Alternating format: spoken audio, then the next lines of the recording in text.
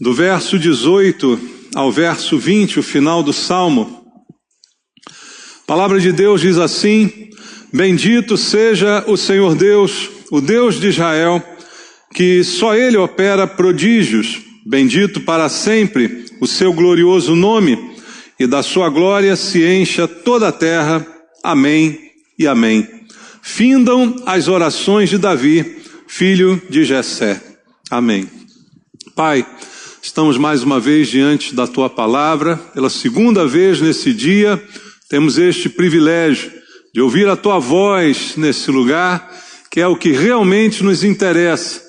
Nenhum de nós veio aqui ouvir doutrinas de homens, muito menos filosofias desse mundo, mas a palavra que procede do Senhor, que é poderosa para libertar do erro, do engano, que é alimento espiritual que todos nós precisamos. E é essa a razão da nossa oração, te pedir que o Senhor fale conosco aquilo que precisamos ouvir. Palavra que mude a nossa vida, que transforme o nosso comportamento. Abrimos o coração para receber e ouvir a Tua voz.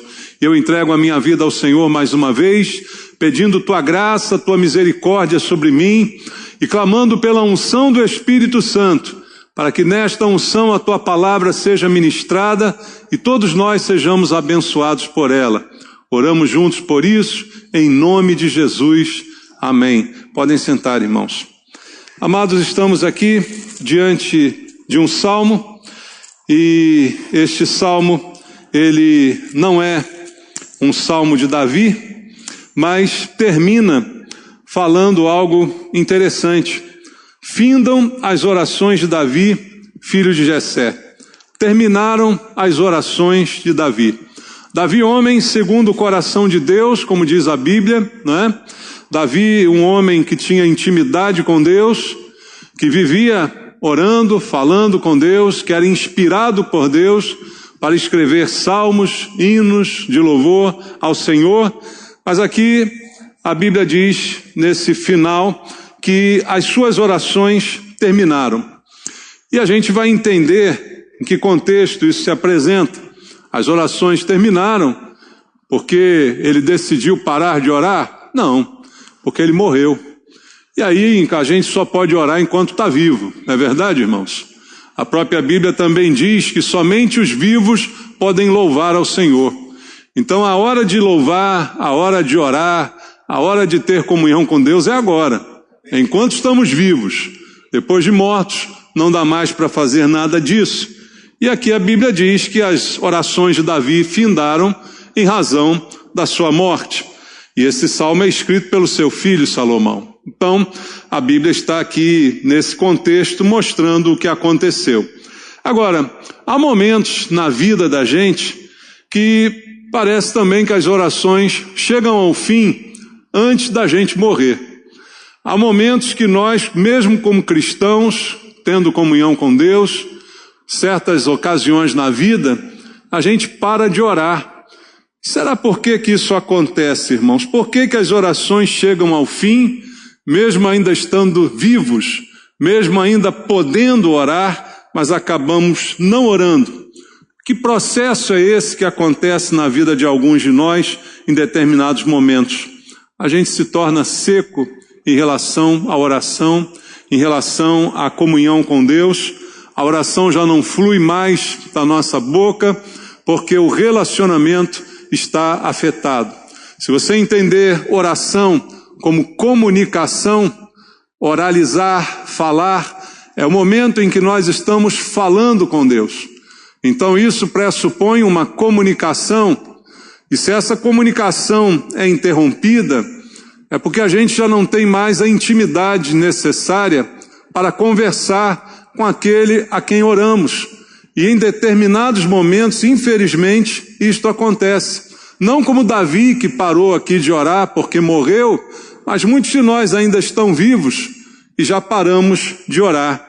E há muita coisa que acaba fazendo cessar a nossa oração, ou pelo menos fazer com que a gente deixe esta prática durante algum período, durante algum momento da vida. E a gente percebe que já não ora como antes, que já não flui da nossa boca o louvor, a comunicação com Deus, a oração, a conversa já não é tão constante como aquilo que a gente às vezes faz com um amigo distante, já não fala tantas vezes, né? Já não procura, já não estabelece o laço e a comunicação. E infelizmente isso acaba acontecendo na vida de muitos de nós cristãos. E qual é a razão para isso acontecer? E aí eu separei aqui alguns versículos na Bíblia que vão mostrar momentos em que isto acontece e por que acontece. Um deles está ainda no Salmo número 109. Leia comigo aqui o Salmo 109. Nós vamos ler do verso 1 ao verso 7 do Salmo número 109. E a Bíblia diz: ó Deus do meu louvor, não te cales, pois contra mim se desataram lábios maldosos e fraudulentos. Com mentirosa língua falam contra mim, cercam-me com palavras odiosas e sem causa me fazem guerra. Em paga do meu amor me hostilizam, eu, porém, oro. Pagaram-me o bem com o mal, o amor com o ódio. Suscita contra ele um ímpio e à sua direita esteja um acusador.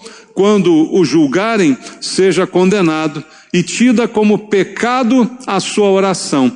Os seus dias sejam poucos e tome outro o seu encargo.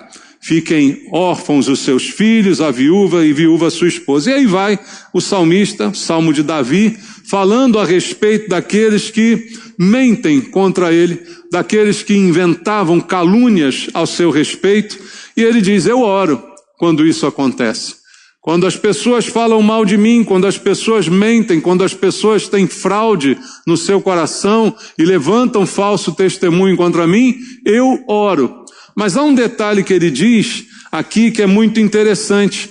Ele fala que a oração dessas pessoas, verso 7, quando o julgarem seja condenado e tida como pecado a sua oração. E aí a gente percebe o seguinte: mesmo quando alguém assume esse comportamento de falar mal do outro, de caluniar, de ter ódio, ter raiva no seu coração contra alguém, essa pessoa continua orando, mas a oração dela se torna pecado, como diz Davi. Como eu vou orar tendo ódio no meu coração contra alguém? Como é que eu vou falar com Deus e buscar com Ele um relacionamento se eu difamo alguém, se eu falo mal de alguém? Isso é incompatível. Essa oração, embora possa até acontecer de forma mecânica, automática, ela, como diz Davi, vai se tornar pecado diante de Deus, porque certamente Deus não a ouvirá. Então não adianta estar cheio de ódio, de rancor de um irmão e ir para a oração, ir para a reunião de oração, falar com Deus. Eu não resolvi isso ainda com meu irmão, como é que eu vou falar algo com Deus? A não ser que seja sobre isso, para me retratar, para pedir perdão, para consertar a minha vida. Mas é isso que muitas vezes impede também a nossa oração. Estamos com o coração cheio de ódio, cheio de rancor, cheio de mágoa, mas vamos para a reunião de oração como se nada tivesse acontecendo. Vamos louvar a Deus, levantar as nossas mãos. Como disse Jesus, citando Isaías: um povo que se aproxima de mim, com os seus lábios me honra, mas o seu coração está longe de mim. Então é capaz de orar, é capaz de louvar, mas o coração está longe, porque está cheio dessas coisas que lançavam aqui contra Davi, como ele diz nesse salmo. Então vá sim à reunião de oração, mas vá para consertar, vá para pedir perdão. Não vá para orar como se nada estivesse acontecendo, porque isso é viver da mentira. Então eu preciso de restauração se isso estiver acontecendo. Eu preciso identificar isso para que a minha oração não se torne pecado. Porque se eu tenho algo contra alguém e quero colocar diante de Deus uma oração, Deus não aceita a minha oração. Você lembra o que Jesus ensinou?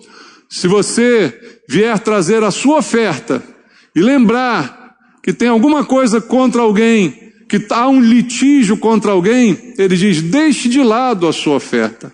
Vá primeiro se reconciliar para depois trazer.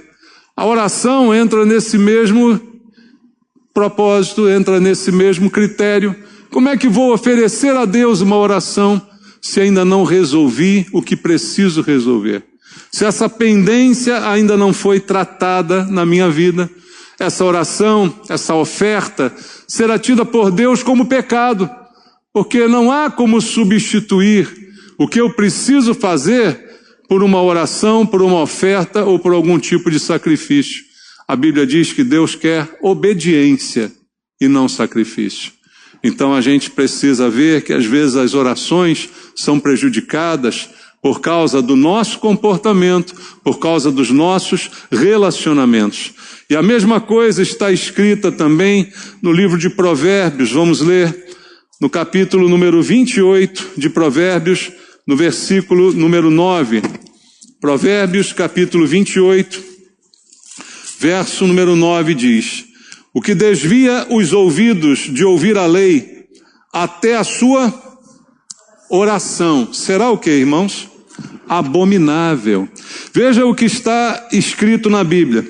Se você desvia, como ele diz aqui, os seus ouvidos de ouvir a lei, ou seja, não quero obedecer, não quero ouvir a palavra de Deus, e se a ouço, não a obedeço, se a entendo, não a coloco em prática.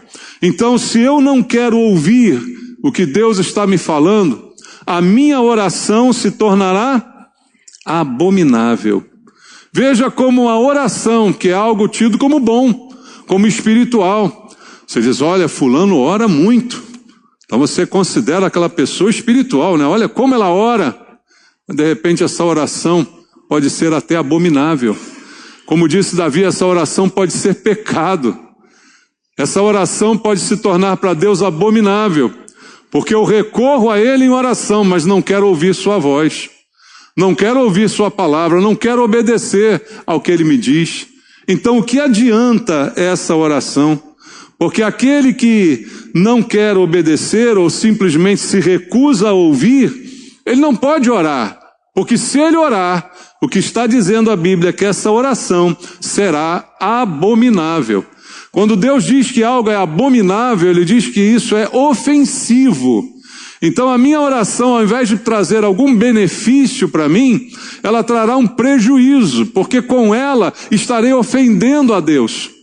Não quero saber de Deus, não quero saber de obedecê-lo, não quero guardar sua palavra, não quero ouvir o que Ele tem a me dizer, mas quero orar, quero falar, quero pedir. Como a gente às vezes é cara de pau, né, irmãos? Não quero relação com Deus, mas quero o que Ele pode me dar. Então a Bíblia diz que isso será abominável. E às vezes isso acontece porque pecamos conscientemente e ao invés de procurar ajuda, a gente se veste com uma capa religiosa e vai orar, como se nada estivesse acontecendo. Mas segundo a palavra, essa oração, ela é ofensiva contra Deus. Era melhor ter ficado calado. Era melhor não dizer nada. E agora a gente vai ao texto em Mateus, em capítulo 6, onde Jesus fala várias coisas a respeito da oração e de como também ela pode se tornar não agradável a Deus. Em Mateus capítulo 6, primeiramente, no versículo 5 e no versículo 6. Todos nós conhecemos o texto, onde Jesus diz, e quando orardes, não sereis como os hipócritas. Opa, os hipócritas oram também? Sabia disso? Olha o que ele está dizendo. Quando você orar, não seja como eles, porque eles também oram. Veja como identificar um crente verdadeiro. Qual é a diferença dele para um hipócrita? Não é pela oração, porque os dois oram. Não é olhando para a oração que você vai saber quem é quem. Mas Jesus está dizendo, quando você orar, não faça como eles. Porque eles têm uma característica. Eles gostam de orar em pé nas sinagogas e nos cantos das praças para serem vistos dos homens. Em verdade vos digo que eles já receberam a recompensa. Tu, porém, quando orares, entra no teu quarto e fechada a porta, orarás a teu pai que está em secreto, e teu pai que vê em secreto te recompensará. Então, o que Jesus está dizendo aqui, em outras palavras, é quando a oração, ela é apenas um desempenho de santidade aparente, ela não tem nenhum valor diante de Deus também. E ele diz, a oração do hipócrita se caracteriza desta maneira. Ele gosta de orar para ser visto orando. Ele gosta de orar com determinada postura, com determinado tom de voz, com determinado comportamento, para ser o foco das atenções, para, como disse Jesus, ser visto pelos homens. E aí ele diz, ora, eles já receberam a sua recompensa. Então essas orações não são oração de verdade. Elas são, na verdade, um desempenho religioso. Elas são uma performance. Eu estou aqui exercendo um papel, mas não estou falando com Deus. Eu estou apenas falando para que você escute. Eu estou apenas falando para que outros vejam, mas eu não estou me comunicando com Deus. É como se eu não orasse.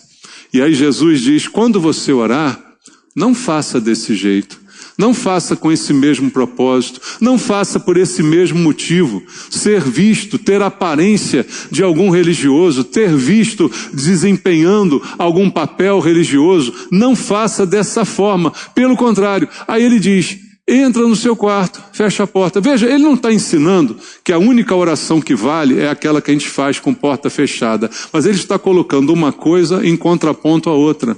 Ele está colocando um comportamento em oposição ao outro. Enquanto um quer ser visto, o outro se contenta em estar no secreto, aonde ninguém está vendo, aonde ninguém está aplaudindo, aonde ninguém está notando, aonde ninguém está reparando na sua espiritualidade.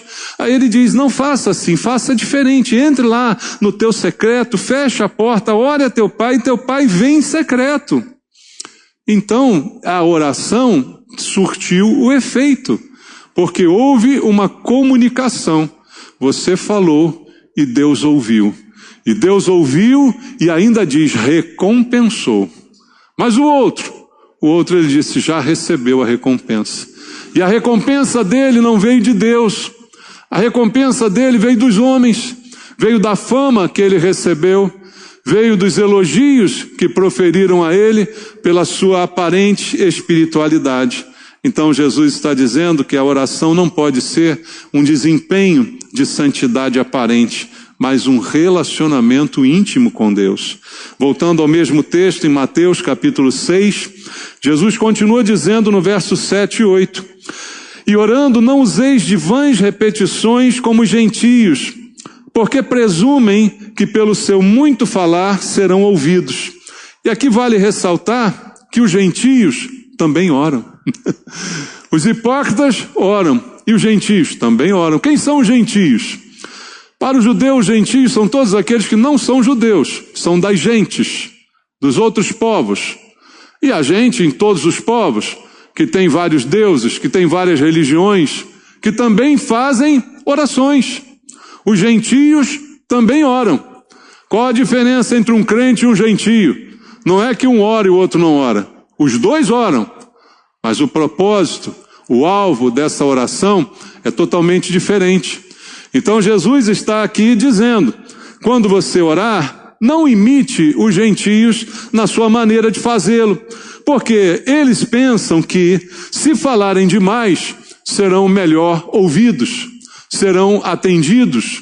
Então ele fala aqui que os gentios têm essa prática nas suas religiões de fazer longas orações, de falar muito, falar muitas coisas, porque na cabeça deles, quanto mais eles falarem, mais Deus vai ouvi-los, o seu Deus lá, mais Deus vai atendê-los, né? Talvez pela chatice, Deus diz, tá bom, não aguento mais te ouvir, vou te atender logo, para você parar de falar. Esse é um pensamento. E aqui Jesus está dizendo para nós, quando você orar, não faça assim. Não use esse mesmo raciocínio. Não pense dessa mesma forma, que é a abundância das tuas palavras que te fará ser ouvido por Deus. Não pensa desse mesmo jeito, não faça como gentios. E aí no verso 8 ele diz, não vos assemelheis, pois, a eles, não se torne semelhante a eles, porque Deus, o vosso Pai, sabe o que tendes necessidade antes que lhe o peçais. O que Jesus está ensinando aqui? Que eu não devo pedir? Que eu não devo falar com Deus o que eu preciso? Que eu não devo orar? Nada disso.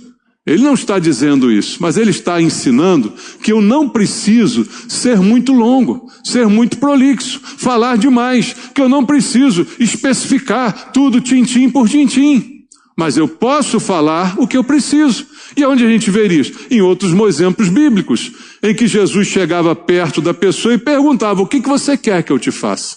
Você acha que ele não sabia? Ele sabia, mas ele queria ouvir da pessoa. Há uma comunicação, mas que deve ser breve e objetiva. Irmãos, objetivo. Fale com Deus. Fale, eu não quero saber se a oração vai levar 10 minutos ou 2 horas. Você pode até ficar 2 horas orando, desde que você tenha assunto para isso. Não é?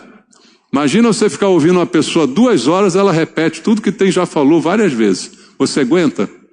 Deus também não aguenta não, irmão. Deus só não manda um raio porque ele é misericordioso. Mas se fosse eu, mandava um raio. Para com isso, pelo amor de Deus, né? Pelo amor de mim mesmo. Para de falar tanto assim, repetindo tudo que já falou. Você já disse, está dizendo de novo. Parece que eu sou surdo, parece que eu não estou ouvindo. Parece que você quer me convencer. Parece que você quer me forçar a fazer.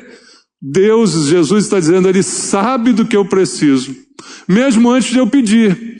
Isso não quer dizer que ele não quer que eu peça, nem quer que eu fale. Não quer dizer isso. Mas eu tenho que ter isto em mente. Porque não é pelo que eu vou dizer, pela maneira como vou falar, pelo desempenho que eu terei na minha oração, que eu terei mais ou menos sucesso. E essa coisa supersticiosa que infelizmente ainda existe na igreja, de gente ensinando método de oração. Não, olha, essa aqui, se você fizer a batata, dá certo. Isso é macumba, irmãos. Isso é superstição. Qual é o método para orar? O método é o que Deus ensinou aqui. Olha para o texto, você vai ver qual é o método.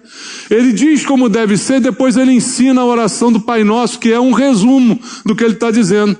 Também não é um mantra para ficar sendo repetido, porque ela é mais forte do que as outras, não. Mas é um modelo para ser adotado. Simples, curto, objetivo e que fala tudo o que precisa ser falado. Mas não ficar dando volta, ficar achando método. Se eu orar de joelho é melhor do que orar em pé. Se eu orar deitado é melhor. Se eu orar debruçado no chão, eu estou mais humilde. Vai ser mais... Se eu orar em jejum, tem mais poder. Aonde está escrito isso na Bíblia? Me mostre. Aonde está essa coisa? Isso é coisa da cabeça dos homens. E a gente fica enrolando e fica agregando coisas que a Bíblia não coloca. Então a oração não é um falar mecânico, que eu repito, que eu falo as mesmas palavras para que alcance o resultado que tanto eu almejo. Então a oração não pode ser encarada como simplesmente uma obrigação. Eu vou orar porque se eu não orar vai acontecer algo ruim. A oração deve ser espontânea.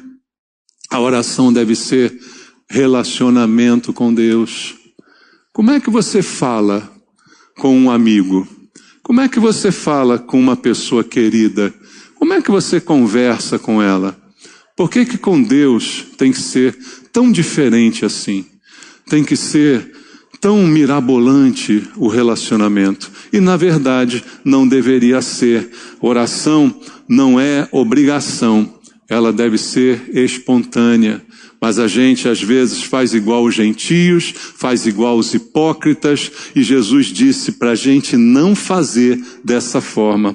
Então isso também acaba impedindo a oração, porque ele não vai ouvir, porque não vai ter efeito algum, porque ou eu recebo a minha recompensa das pessoas que vão me ver e vão me elogiar, ou vou falar, e isso também não vai fazer efeito nenhum, porque Deus já sabe tudo que eu tenho para dizer. Eu não oro para contar novidade para Deus, irmãos, porque Ele já sabe qual é a minha necessidade. Então, fazendo dessa forma, é como se eu não estivesse orando também, porque nenhum efeito está fazendo. Vamos agora a Mateus capítulo 11, Marcos capítulo 11. Marcos capítulo 11, verso 24. Marcos 11, 24 ao 26. Evangelho segundo Marcos, capítulo 11, versículo 24 até o versículo 26, está escrito assim: Por isso vos digo que tudo quanto em oração pedirdes, crede que recebestes, e será assim convosco. E quando estiverdes orando, se tendes alguma coisa contra alguém, faça o quê? Perdoai, para que vosso Pai Celestial vos perdoe as vossas ofensas. Mas, se não perdoardes também, vosso Pai Celestial não vos perdoará as vossas ofensas. Como eu disse aqui ainda há pouco, mais ou menos naquele mesmo sentido, Jesus está agora explicitamente falando de uma oração que não é ouvida, porque eu simplesmente não perdoei quem deveria perdoar. Então, se o meu coração está cheio de amargura, como é que eu vou falar com Deus sobre outra coisa? A boca fala do que o coração está cheio. Então, se eu tenho algo contra alguém, se eu estou com raiva, se eu estou cheio de ódio no meu coração, como é que eu vou falar palavras bonitas para Deus? Ou pedir algo a Ele? E Ele diz explicitamente aqui, quando você estiver orando, se você tem alguma coisa, perdoe. Porque você precisa lembrar que também você precisa do mesmo perdão que você está oferecendo para alguém. E essa oração não será ouvida. Suas ofensas não serão perdoadas se você não perdoar as ofensas que te fizeram. Então não há nenhuma oração que eu faça que vá surtir o efeito de me perdoar se eu não perdoo alguém.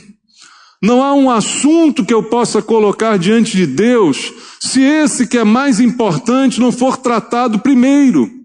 Ele não vai atender nenhuma petição, nenhum desejo, nada que eu coloque diante dele se antes eu não resolver essa pendência. E isso é muito explícito. Fé e perdão devem andar juntos.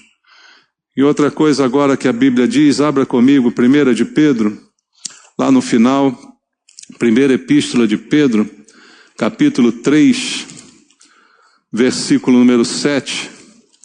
1 de Pedro, capítulo 3, verso 7. O apóstolo Pedro nos diz, 1 de Pedro, capítulo 3, verso 7. Maridos, vós igualmente vivei a vida comum do lar, com discernimento, e tendo consideração para com a vossa mulher, como parte mais frágil, tratai-a com dignidade, porque sois juntamente herdeiros da mesma graça de vida, para que não se interrompam o que, irmãos? As vossas orações. Em outras palavras, o que o Pedro está dizendo aqui, se há discórdia entre o casal, e aí expande isso para a família, se há discórdia na família, se há desacordo entre o casal, a nossa oração não terá nenhum efeito. Ele fala aqui de uma maneira como o marido deve tratar a esposa, fala aqui da maneira como devem ser esse relacionamento, e diz que se isso não for assim, as orações serão interrompidas. Mais um exemplo, Davi parou de orar porque morreu. E de repente tem gente aqui que não está orando porque não está em acordo no lar. Porque o casal não está fazendo o que deve fazer. Porque um não está dando ao outro o que é devido. E aí cessam as orações. Cessam orações de gente viva, que ainda não morreu. E que poderia estar orando e com muito efeito e muita eficácia, como diz a Bíblia, a oração do justo, poderia estar transformando situações. Mas há discórdia, há desavença na casa, há desavença na família, e aí as orações vão cessar. Aonde não há respeito, aonde há indiferença, a oração é interrompida. Como diz o apóstolo Pedro, para que não se interrompam as vossas orações. Qualquer coisa diferente do propósito de Deus para nós, no relacionamento, homem, mulher, família, qualquer coisa que atrapalhe esse relacionamento, atrapalhará também as orações, individuais ou coletivas. Serão atrapalhadas por causa deste comportamento. A discórdia na família, primeiro tem que resolver isso, porque senão serão interrompidas as orações. E também o apóstolo Pedro, na mesma epístola, agora no capítulo 4, no versículo 3 e no versículo 7, fala de outra coisa que também impede a oração. No verso 3 do capítulo 4 da primeira de Pedro, ele diz: porque basta o tempo decorrido para terdes executado a vontade dos gentios, tendo andado em dissoluções, concupiscências, borracheiras, orgias, bebedices e em detestáveis idolatrias. E agora no verso 7, ele diz: ora, o fim de todas as coisas está próximo. Sede, portanto, criteriosos e sóbrios. E termina dizendo o que, irmãos? A bem das vossas orações. Para o bem das vossas orações. Ele fala de uma série de comportamentos indignos que já fizeram parte do nosso passado. Tudo que ele diz no verso 3, basta o tempo decorrido para teres executado a vontade dos gentios. Ou seja, antigamente nós fazíamos tudo isso. E aí ele cita aqui os comportamentos ruins que talvez muitos de nós já tenham tido ao longo de sua vida. Isso foi no passado. E agora ele propõe: ora, o fim está próximo, então seja sóbrio, seja criterioso, seja vigilante para o bem das suas orações. Donde se conclui que a vida dominada pela impureza, pelas coisas que não deveriam mais fazer parte da nossa vida, são um impedimento às nossas orações. Se esse tempo que já passou na minha vida quer voltar e eu quero praticar todas essas coisas novamente, não há como fazer essas coisas e ao mesmo tempo orar. Não há como viver dessa forma e ao mesmo tempo ter um relacionamento com Deus. Esse é o maior engano que o diabo pode colocar na cabeça da gente. Que você pode viver do jeito que você quiser, mas o teu relacionamento com Deus está preservado. Não está. Então ele diz aqui claramente: o fim está próximo. Então, seja criterioso, seja sóbrio para o bem das suas orações.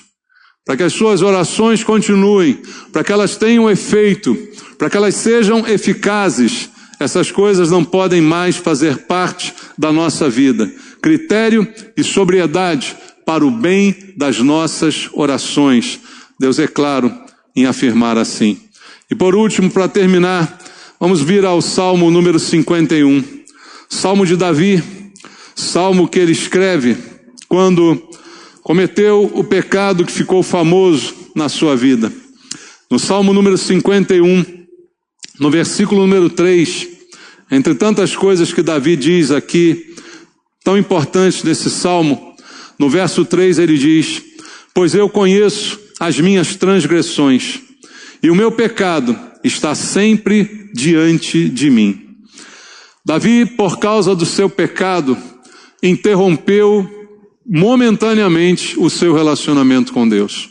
A Bíblia mostra, a história bíblica mostra, por algum tempo esse homem, segundo o coração de Deus, também parou de orar antes de morrer. O salmo que a gente leu no início diz que ele parou porque morreu. Mas Davi também teve um momento na vida em que a oração já não fazia mais parte, em que o louvor já não fluía, em que ele não compôs nenhum salmo, porque estava com seu coração cheio de culpa. E a culpa no coração é um sentimento também que impede as nossas orações e o nosso relacionamento com Deus. Ele diz: eu conheço as minhas transgressões, o meu pecado está sempre diante de mim. Porque ele sabia muito bem do que ele tinha feito, do erro que ele tinha cometido. Então toda culpa reprimida, toda culpa escondida impede as nossas orações. Impede o nosso louvor a Deus, impede o nosso relacionamento. E nós temos um adversário que a Bíblia diz é o diabo, que é o acusador dos irmãos. E a Bíblia diz que ele nos acusa dia e noite diante de Deus. E do que ele nos acusa? Dos nossos erros. Ele nos acusa daquilo que sabe também a nosso respeito. Então o meu relacionamento com Deus tem que ser sempre de misericórdia e de perdão, de confissão dos pecados.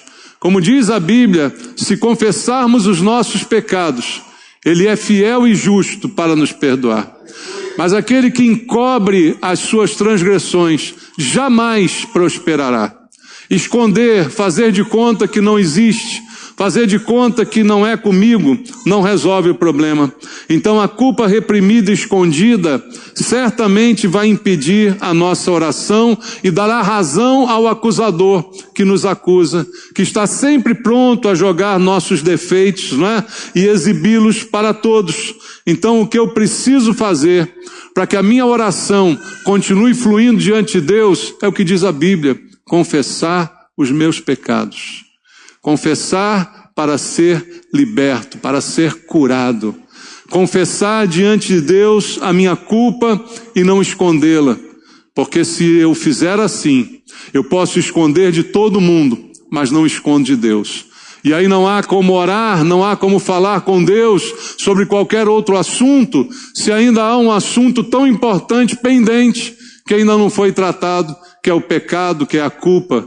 Então, para que eu fale com Deus sobre alguma coisa, além disso, eu preciso primeiro tratar do pecado e da culpa, para que então a minha oração possa fluir.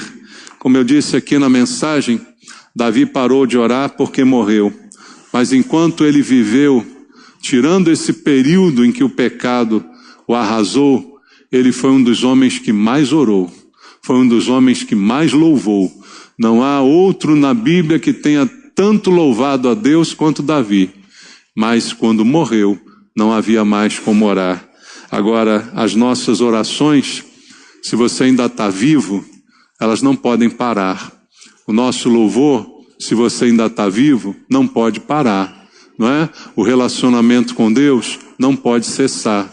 E aí cabe a nós tratar disso na presença do Senhor. Não é diante de alguém, mas é diante de Deus. É com Ele que a gente se reconcilia, é com Ele que a gente pede perdão, é com Ele que a gente trata os problemas. Se há alguma coisa contra alguém, é com essa pessoa que eu tenho que resolver para depois vir a Deus e falar de algum assunto com Ele. Tudo isso precisa ser tratado para que a gente não cesse as orações antes de morrer. Para que também na nossa vida aconteça o que aconteceu com Davi. Findam as orações do fulano, porque o fulano morreu. Agora ele não ora mais, porque agora também não precisa, porque ele está na presença de Deus eternamente. Então que isso aconteça na nossa vida. Se tem alguma coisa impedindo a sua oração, trate disso hoje. Coloque diante do Senhor, se reconcilie com Deus, né? Abra o teu coração com Deus, né? Se há algum comportamento errado na vida, conserte a vida. Não fique esperando. Como disse Pedro, o fim está próximo. Então seja sóbrio, seja equilibrado para o bem do seu relacionamento com Deus. Faça isso, em nome de Jesus.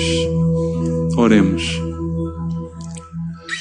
Pai, muito obrigado por nós termos ouvido a Tua palavra, que nos alerta, que nos desperta para a necessidade de mudar, de consertar, de fazer o que precisa ser feito, e que somente nós podemos fazer, não podemos nem atribuir ao Senhor alguma culpa, porque a culpa é nossa.